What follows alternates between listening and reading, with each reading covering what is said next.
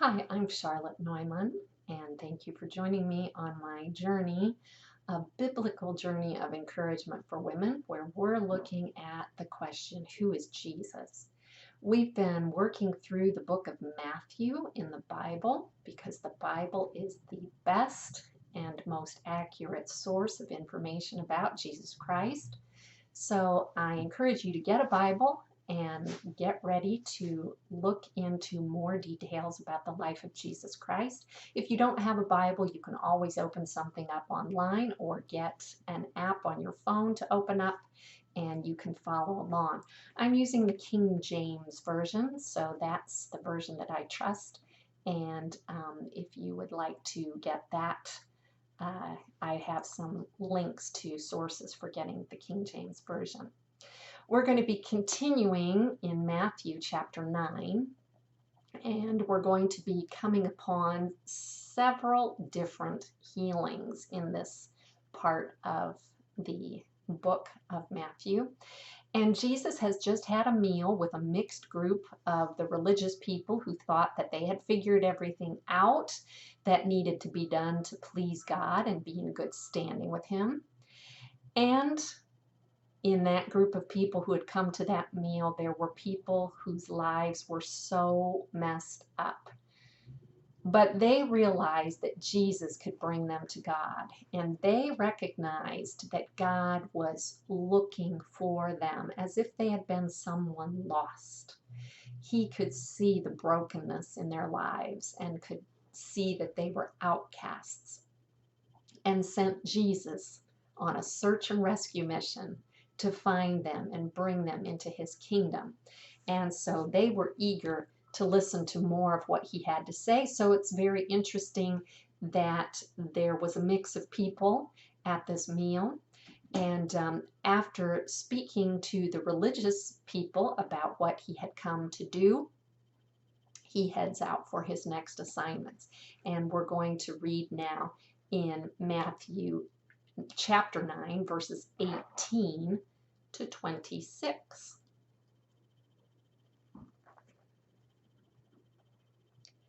While he spake these things unto them, behold, there came a certain ruler and worshipped him, saying, My daughter is even now dead, but come and lay thy hand upon her, and she shall live. And Jesus arose and followed him, and so did his disciples.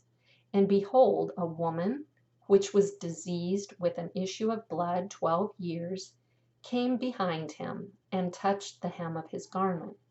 For she said within herself, If I may but touch his garment, I shall be whole. But Jesus turned him about, and when he saw her, he said, Daughter, be of good cheer, be of good comfort. Thy faith hath made thee whole. And the woman was made whole from that hour. And when Jesus came into the ruler's house and saw the minstrels and the people making a noise, he said unto them, Give place, for the maid is not dead, but sleepeth. And they laughed him to scorn.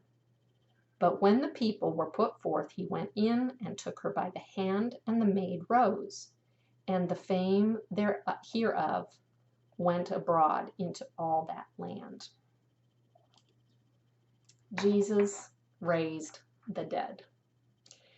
This is getting very exciting now. We have seen him healing many different kinds of sickness, but now there's somebody already dead, and he brings her back to life. Jesus is showing the love and compassion of God towards the people that he has made, and he is also showing that he has power over death. Even though he was interrupted on his way to answer that prayer of the young girl's father, or the request, he didn't get upset or say, well, sorry, that's all the power I have for day. This other woman interrupted me and healing has left my body. I know that the woman has been healed through the power of healing that I have in me. So I'm not going to be able to come to heal your daughter or raise her from the dead. He didn't say that. it's not clear how always in these events how much time passes between the different events, but in this passage it seems clear that these things happened at the same time. So the man was there asking Jesus to come, and they're getting on their way to his home, and another woman reaches out and touches the hem of his garment. Didn't even come to speak with him face to face. She just touched, because in her mind she believed, if I do this, this is going to heal me. And she took the opportunity because it was there. She didn't want to wait another minute because she had been sick for a long time. And so I think that in both of these incidences, we see the faith of the people who came to Jesus, the father that came so that his daughter could be raised from the dead, the woman who came because she needed to be healed. They both believed that Jesus would listen to their request and do something about it. They were already convinced of who he was. So let's continue reading in Matthew 9:27 to 31.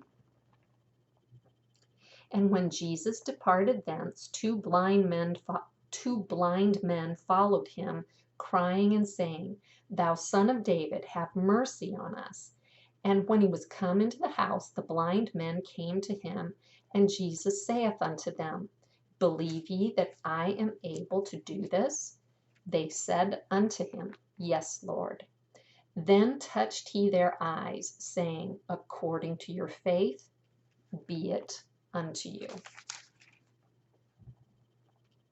And their eyes were opened, and Jesus straitly charged them, saying, See that no man know it. But they, when they were departed, spread abroad his fame in all that country. So, if you remember when we looked at the genealogy of Jesus in part 2 of this series, we looked at the genealogy, the family line that Jesus was born into. Now we can see the significance of knowing his family line. These two blind men recognized him as king, and they believed that he could heal them. Again, we see that faith in Jesus and his ability was a catalyst that changed these men forever. We see the king who reaches out and touches his people. Continuing on with verses 32 to 34. As they went out, behold, they brought to him a dumb man possessed with a devil. And when the devil was cast out, the dumb spake. And the multitudes marveled, saying, It was never so seen in Israel. But the Pharisees said, He casteth out devils through the prince of the devils. So when we say that this man was dumb, that was another way of saying he was not able to speak. He couldn't talk at all. So whoever had brought him to Jesus, if it was friends or family, believed that Jesus would be able to free him. And he did. He was able to have that man set free from what had oppressed and tormented him and had blocked him from being able to speak. The strange thing is how the religious leaders reacted to that. It did not go over well with them. And it made them so mad that they even said that the power that Jesus had came from the devil and not God. So this is a really critical thing that we need to decide, where is this power coming from? Who would do something good to people?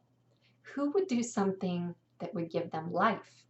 Who would do something that would free them from something that had blocked their ability to do things all their life or for a large portion of their life. Who would do that? We need to ask that question ourselves. When this is something that's really new for us and we're not familiar with it, it's possible that we think, yeah, it could be a magician. It could have just been some kind of, voodoo or things like that. We need to know who Jesus Christ is. This is so important. We need to know where he came from, who he represented, and why his power and his authority are something that are good. It's from God.